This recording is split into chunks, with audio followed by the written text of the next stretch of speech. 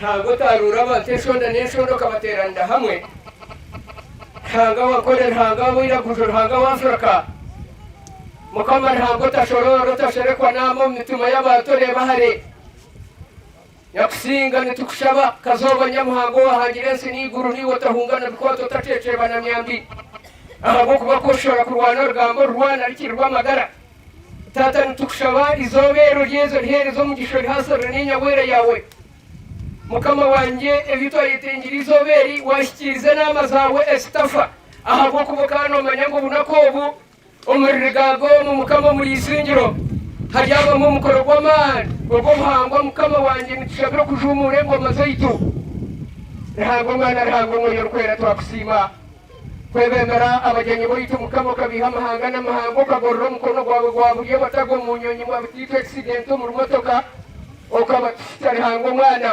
ahago kuba niwe rigabo gabe mikisha mukama wanje kutubana tugamba tugira ngo abandi nibaza kubashaba kubihesirayiri Amerika ngahina London koko barahanga batata na batate kuri tuwo bunyakare uwo abantu bahinduyeho mukama wanje bakamuhindira uwabira hereza abantu uwabira abanyakoro babure bagambira kahurira abaganda bakagamba kahurira abakenya bakagamba kahurira konge kagamba kahurira ahago kuba mukama wanje kuyatukuze yashko mwihanga yiteke butonye byo bikorwezo okuyana kushemera mukama wanje tuyatwase karanga tayine yateze mama yanje namoizi yateze kugwisenjura yomusha mukama murunje nikiwatero ngabo yo kuturinda omwihanga yawe reri Isingiro izina ryawe tubona kuryisiwe mareka warhanga nebero ofisinge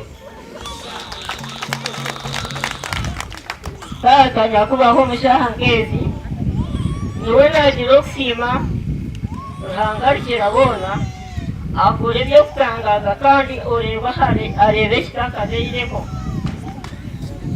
we barenya kubaho owakunzire omwiri wawe tayifuna kuba byokita atakarebuka atyo munda yanyana niwe yarete ekikureba ngu yatunganiraha n'abana abazahire abantu mu buzahire n'amahanganya kubaho yongera gukora ibyo kutangaza n'aberere bona abakoratire Dr. Kayihura Nkuba bongere okwakirwa omesho gawe nyakubaho abakayikura n'abagurisi abasigazi n'empangare omesho g'Uwiteka ndikirabona ekyo nekintu ekikozime Dr. Kayihura Nkuba owakunzibwa n'omunda yanyu nakakale ogaga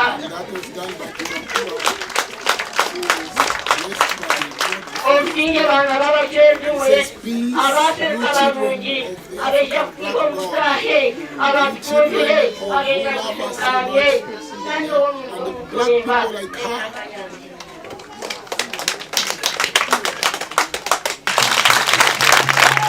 omusinge abana ba Afrika ebikorwa bya Afrika bigarikira muri twe ntubereka kandi tikiri nimwe eshahezi nk'umunyarwanda nawe no mu Afrika izi saha amwe umunyarwanda izi saha turi imbere yanyu nk'abana ba Afrika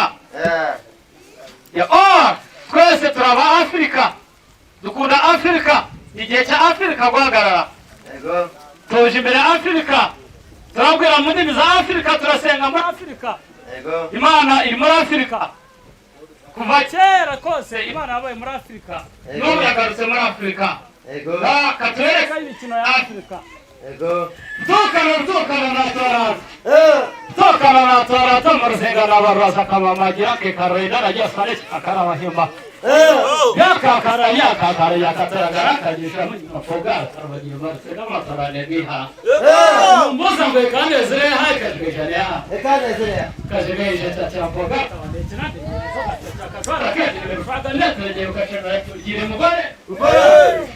Nubimanya tune mugore tune mugore yamgenye tune kigaburo cya mugore twabona cyaba kayitire tumunyine mugenzi wanjye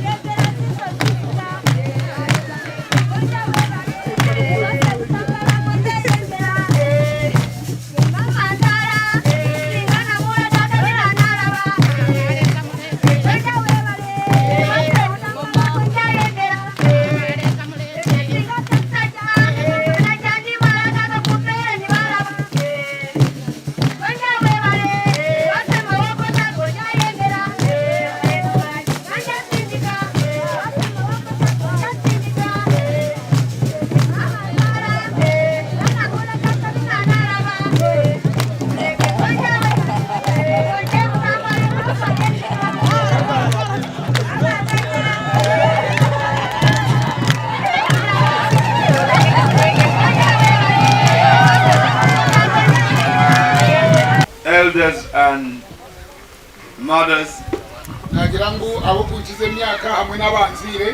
the unborn, the child in every woman who is a woman is pregnant here today and have a child, carrying a child. Just show your hand. Show your hand if you are.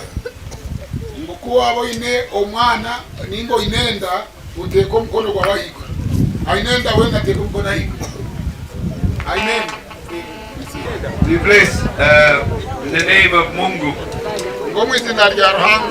And Mungu means God in most of the Bantu language in this region of Africa.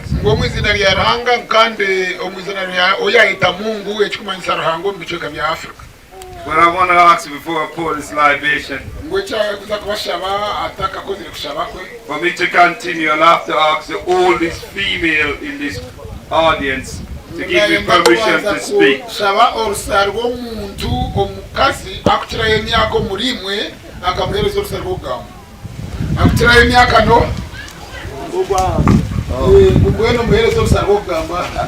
Thank you. Thank you. He says he has given you as much permission to speak as you like. Okay. Well, can we all ask you to stand, please?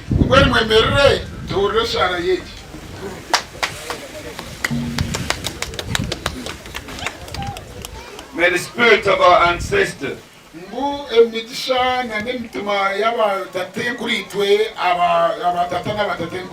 come to this space today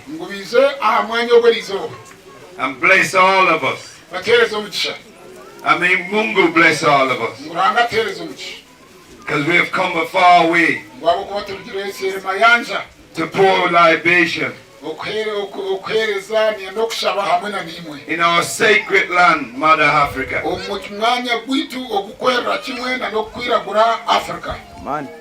And what we want to do is pure libation to Mother Earth, first of all.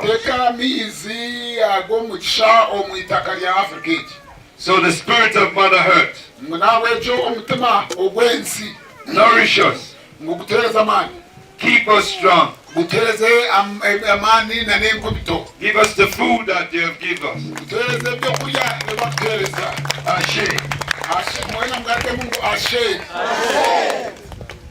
And we call on the water spirit, Maji Barak.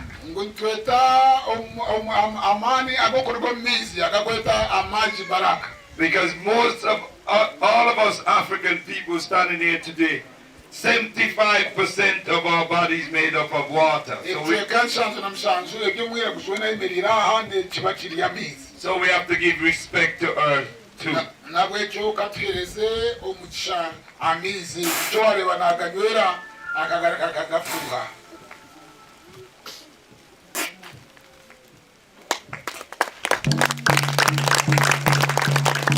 So Maji Barak, who drops this beautiful water from the heavens to quench our thirst. We say Ashe to her. We call on the fire spirit who cook our food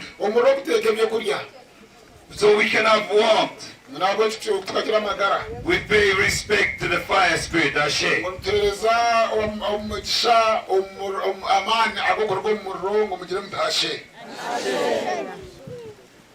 We can call on the spirit of the wind.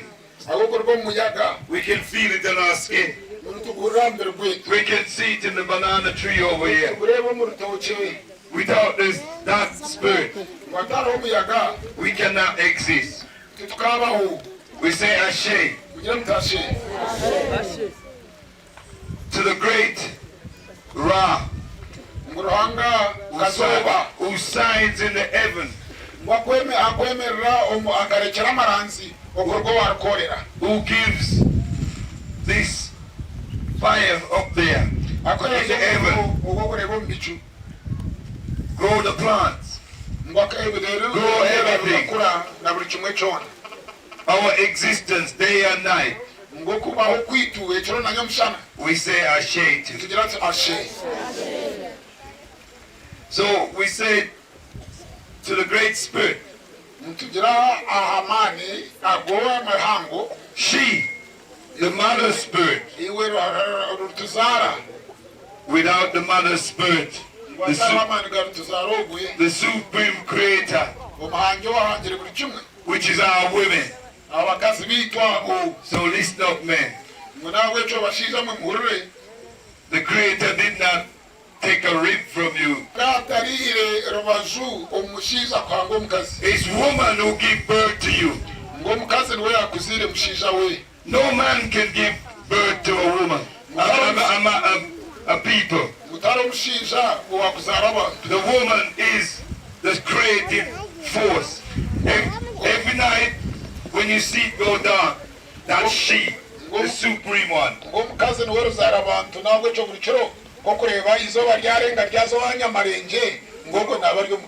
We say Ashe to her. And we say to our men spirit, the Father God, we say Ashe. Because the men is there to protect our women and not to abuse them and mistreat them. So we should show us deep respect for women because they are the creative force. So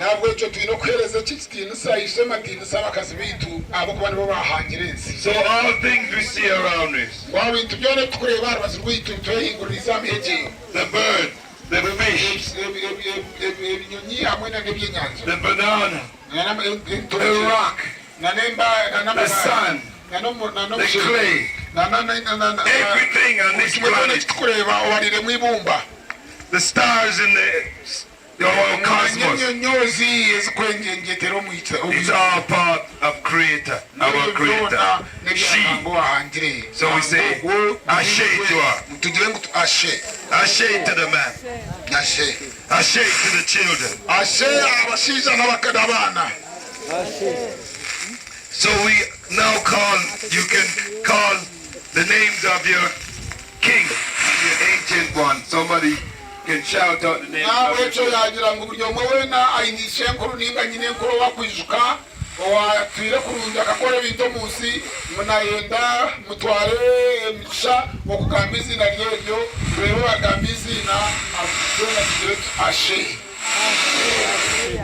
Marcus Messiah Gabi. Ashe. Marcus Messiah Gabi. Ashe. King Pavita. Ashe. Queen Nzinga. Ashe. Queen Tai. Ashe. Kwame Nkrumah. Ashe. Sojourner Truth. Ashe. Frederick Douglass. Ashe. Patrick Lumumba. Ashe. You can call your ancestors. Ashe. Ashe. Dr. John Henry Clark. Ashe. Lazaro Mchwezi. Ashe. Ashe. Ashe. Thomas Ngora. Ashe. Trish Lumumba. Ashe. Ashe. Kwame Nkrumah. Ashe. Murari. Ashe. Ashe. Ashe. Khalid Abdul Muhammad. Ashe. Ashe. Ashe. I'm sure you have grandparents and that you can remember. You can call them.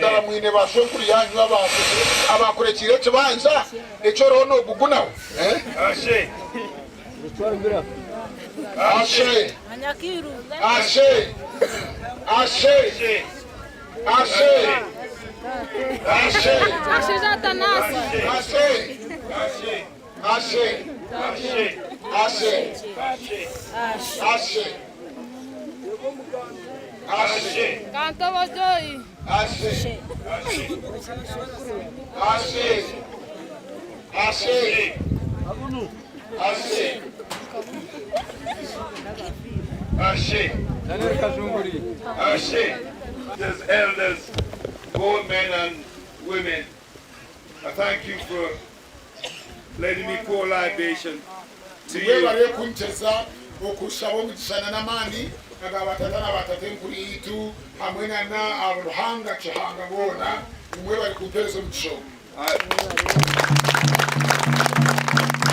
This is our culture, and we should return to the source. We are spiritual light here. We come to this world for physical experience. So our Supreme Creator has sent us to have this physical experience. We must cherish it. We must look after each other. We must look after our elders. Look after our children. And free ourselves from mental slavery.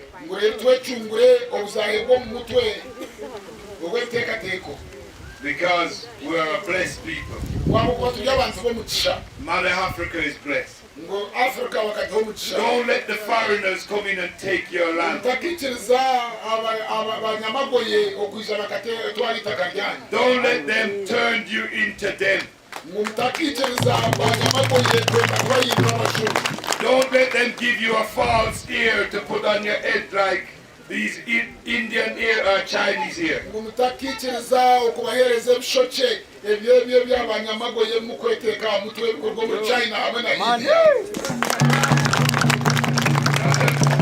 If Mungu wanted you to look like an Indian, he'll make you an Indian.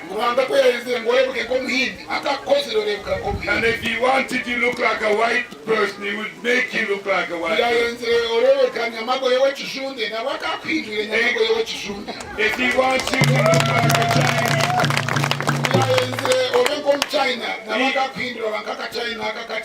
he will make you look like a Chinese. So the divine spirit says to me, be proud of your black skin,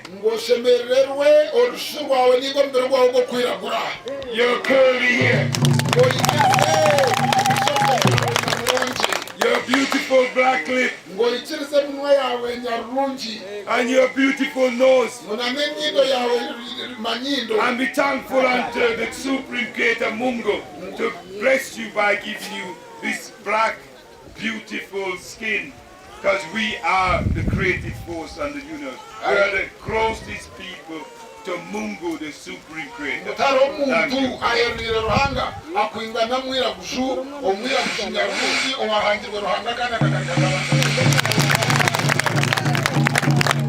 Thank you.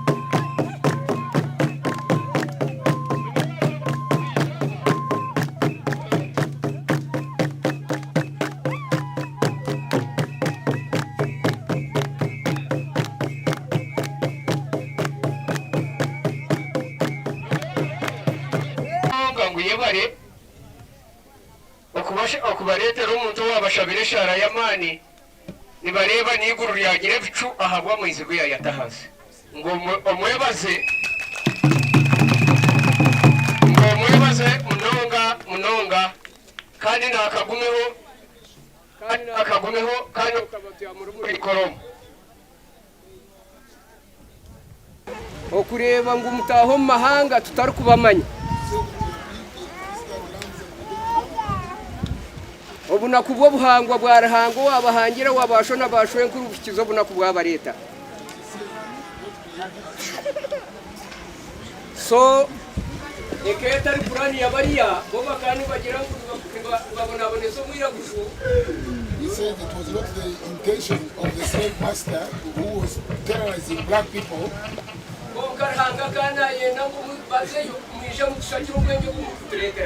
But maybe the Creator, planned this moment so that you can come with knowledge about the oppressor. Yes, that's right. Yes. And he said we are thankful and we are happy and we have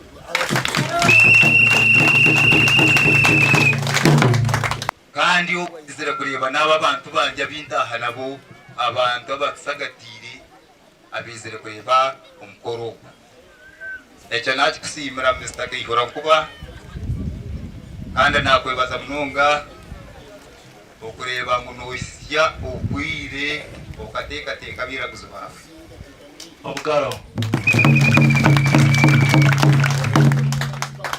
Amazina ganjye ndije musecya ndi George Secyazi. Uruganda rwanjye ndiyo mugaho muzarangore. Mu izina rya government nisima government ukureba ngo rem najigambira natangira LC1 LC2 LC3 ubwa na security y'ibambire yo kumumwanya kurinda abantu n'ibintu byabo. Sima polisi yegehere hona egezeho no gukire naye nagisima.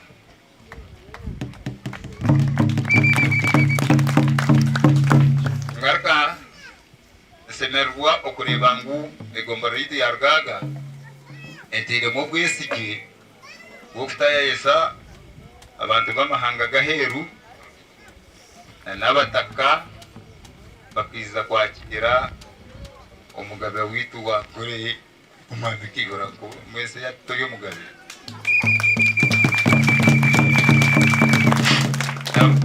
cyapa birenje basika oyitwa bugufu ubu mugabe nacyo tukisireba tukisima bana mu ngaro bana bantu mwiyongera umugabe kureba umugabe n'isomo muganga.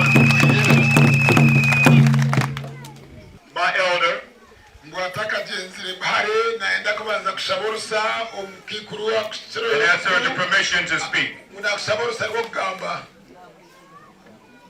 that he has blessed you child, go and speak.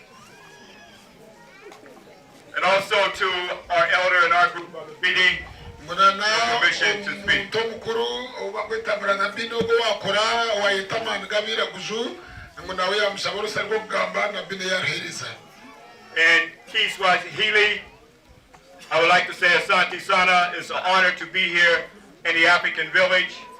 When I look at you, I look at my own family.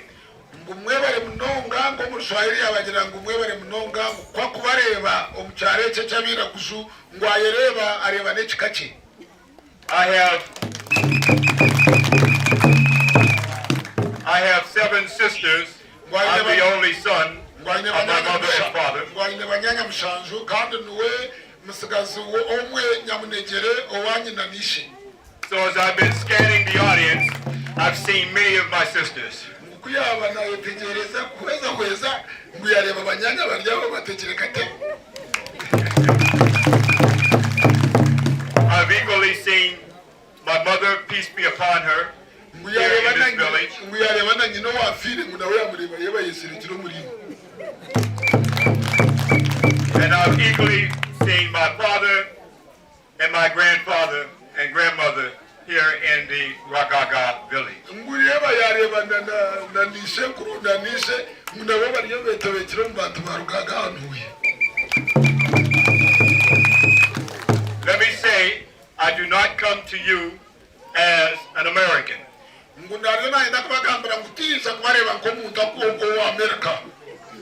I come to you as an African who's a victim of America.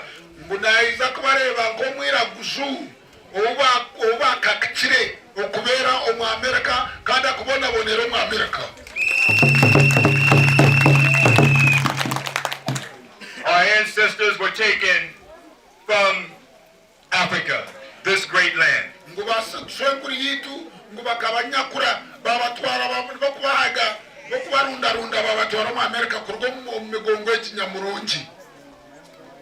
Brought to America on ships called the Good Ship Jesus, the Grace of God, and the Holy Mary.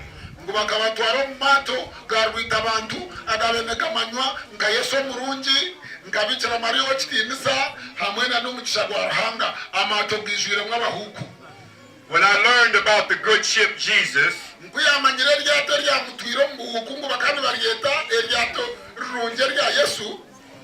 from that day out, I knew that Jesus was an enemy of mine. I knew that the Holy Mary white Mary was an enemy of mine.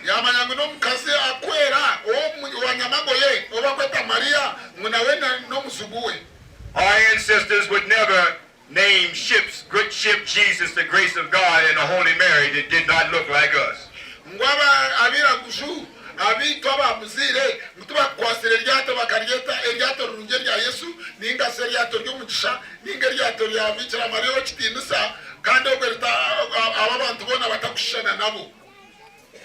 Brought to America on plantations, our ancestors were raped.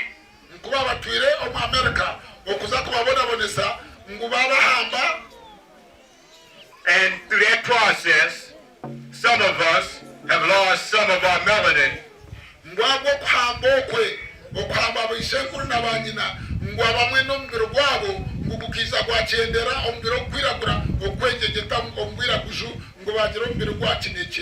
But through the spirit of our ancestors, Africa and blackness remain in the spirit of my heart.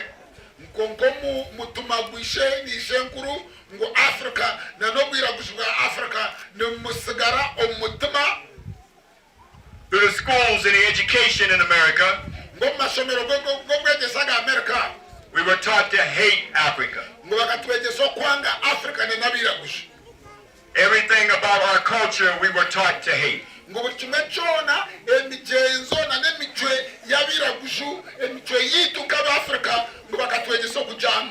And consider all that was done, I should not be here.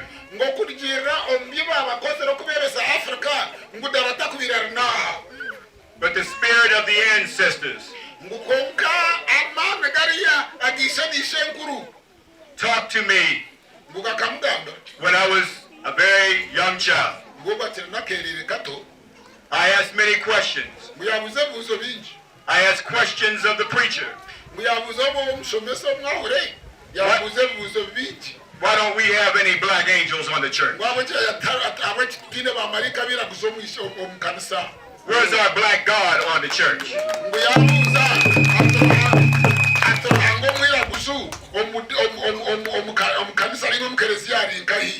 And the preachers respond to me because I ask questions about our black divinity that the devil must be in me.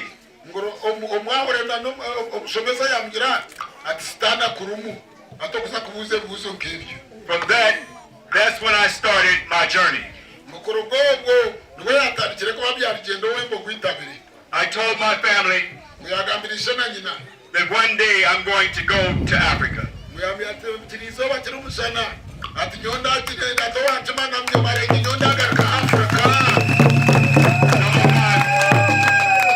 Some of my own family, because of their education in the white system of America, thought that I was crazy.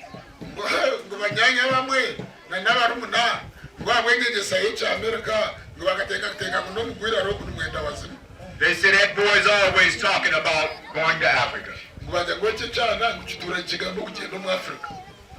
I made that journey to Africa in 1981.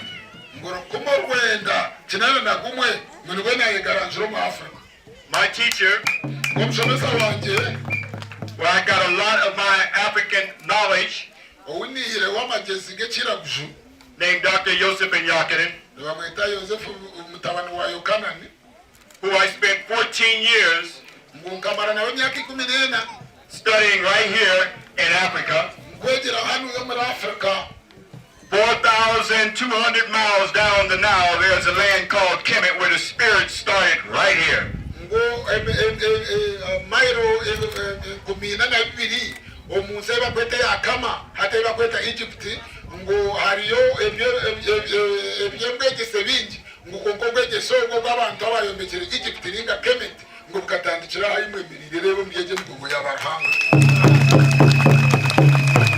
This year makes 34 years non-stop coming back to Africa.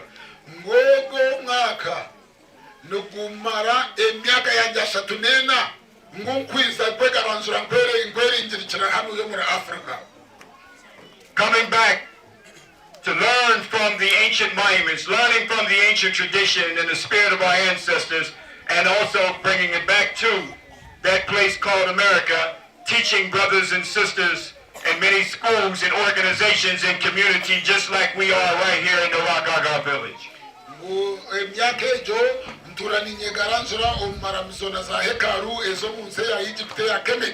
Ngukando wenkwega na nakurugomuru banywano banje na bakuru banje na barumuna banje na batata na basoswekuru ngwabatura hanu ya omunsi eitweta Africa hati. This is my first time in Uganda. Ngurugomuru ngwanje ko kubanza mu Uganda. I was in Ethiopia. Ngumbenye mu Ethiopia. I did not know this man right here who's an African, Pan-African spiritualist. Had I known him many years ago, I would have been in Uganda long ago. Ngwabo kwanganda kumanya mushiza nyishiza kiura nkuba ngukanta kisiro mu Uganda ngukonka kunamazire kumwetegereza kumanya ngwena tumwande bandyanda muri ndarasha.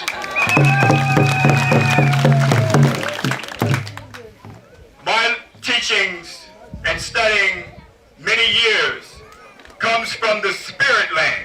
That spirit land that our ancestors told on the great monuments and temples of Kemet, that means black, that's called Egypt, came from right here. Ngombe bahandi ko eva tatada batete kuri toba imbetero bwa bwo kitiri so bakweta kamito buryo munsate ya Egypt ngwebe gambo byone bahandi kireko ngo bukarego mu ensi eba kwete mugongo ya barahanga ngwerya wishe butaka yinyemerire nyo mushije gishije. This journey and passage called life. Here I am on this high mountain. Ngureba ndiaha omuryeje mugongo mu rushozi nyishozi nyemerire bwesimba. Ragaga village. I did not know I was coming right here where the tradition and the African spirituality is alive and well from the tradition of our ancestors of countless thousands of years. Ngwemichwe yokuramya yokwisa yokwemurka yokutabura yokushemererwa eyoburangi eyobucwezi eyitu ngwere hanuya What the world knows about Jehovah, God, Allah, would not exist if it was not for Africa. Africa gave God to the world.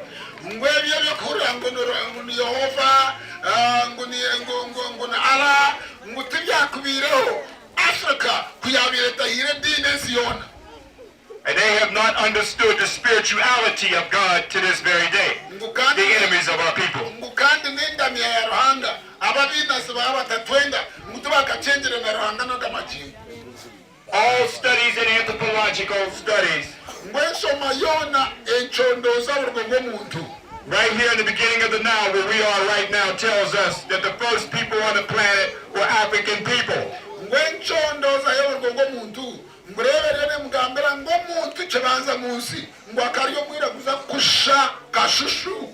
you mean to tell me that we stood around for countless thousands of years waiting for Europeans and Arabs and all others to come to teach us about God? And we are the first people on the planet Earth?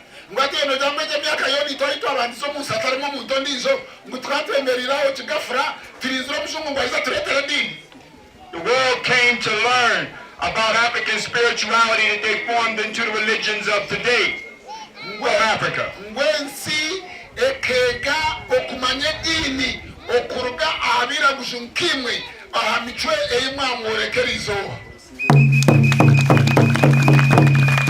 We have Bibles, but without the ancient teachings on ancient papyruses, temples, monuments, documented up and down this now for thousands of years, there would not be a Bible, there would not be a Torah, there would not be a Quran.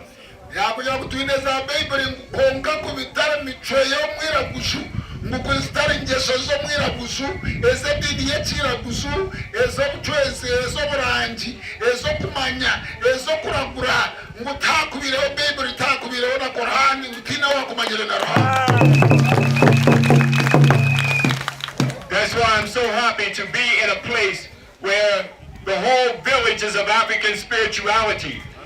Nguna lecho nchocho msemerize mnonga okwika omuntu ngogu aho kusanga abantu bona bari amusinje ogwenyikiriza yekira gushu ngone bakunda gwira gushu ngubariye bemurukana bataranga.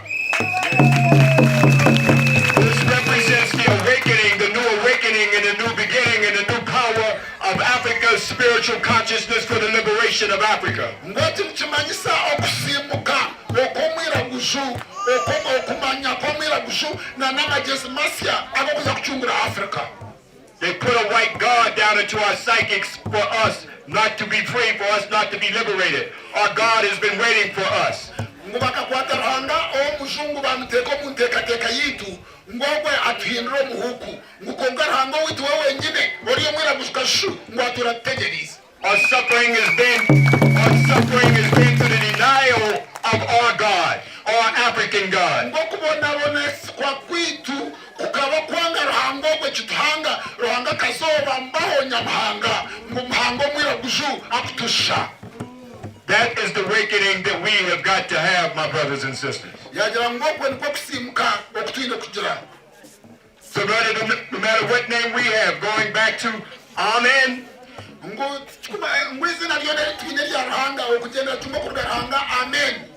Raise your hands for those of you who have heard Amen. Amen is the African God that was told by our ancestors, taken and put at the end of all the prayers, a jet black God called Amen is still on the temples that I have witnessed for over 34 years. Ngogo amen ninga imino mugamba ngunuranga omwira gushu okubaza kureba nombya handikirwe omunze yakemet omuliza hekaro zone ziriyoza nyarushu ngo wabira gushuba kwasire bakateka ebishenge bakeje sensiyona ngukandi namwira gushu nyakabara. So as we say amen, we're calling on the spirit of our ancestors. Our ancestors' God. So I will go back and let many of our brothers and sisters who are still victims in America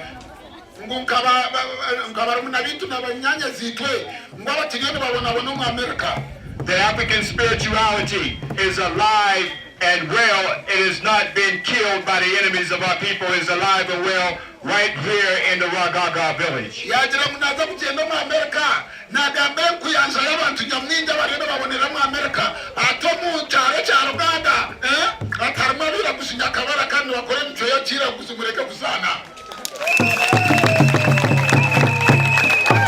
The power of African spirituality is echoing on all the places where we have been taken, whether that be in America, South America, whether we be in England, no matter where we are, that spirit is moving. So we are right now on the capstone right here in Ragaga village.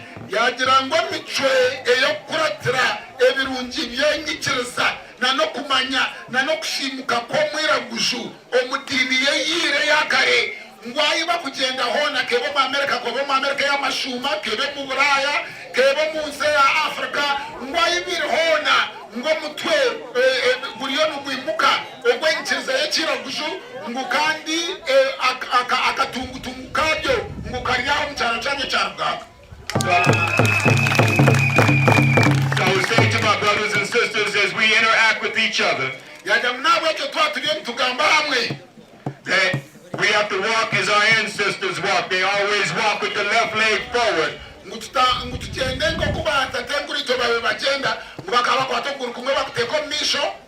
Why the left leg forward? Because we got to trample down the white evil, the white devils who's stopping our African spirituality. Then once we trample it down, then we will go forward. Our hearts will go forward to each other for us to know thyself. So as we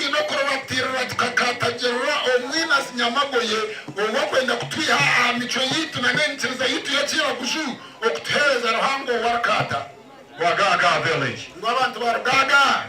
May the spirit of our ancestors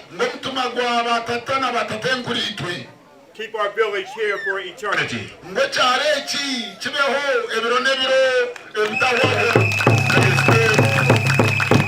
As our ancestors would say in ancient times, may the spirit of Ragaga fly on the wings of Ra for eternity.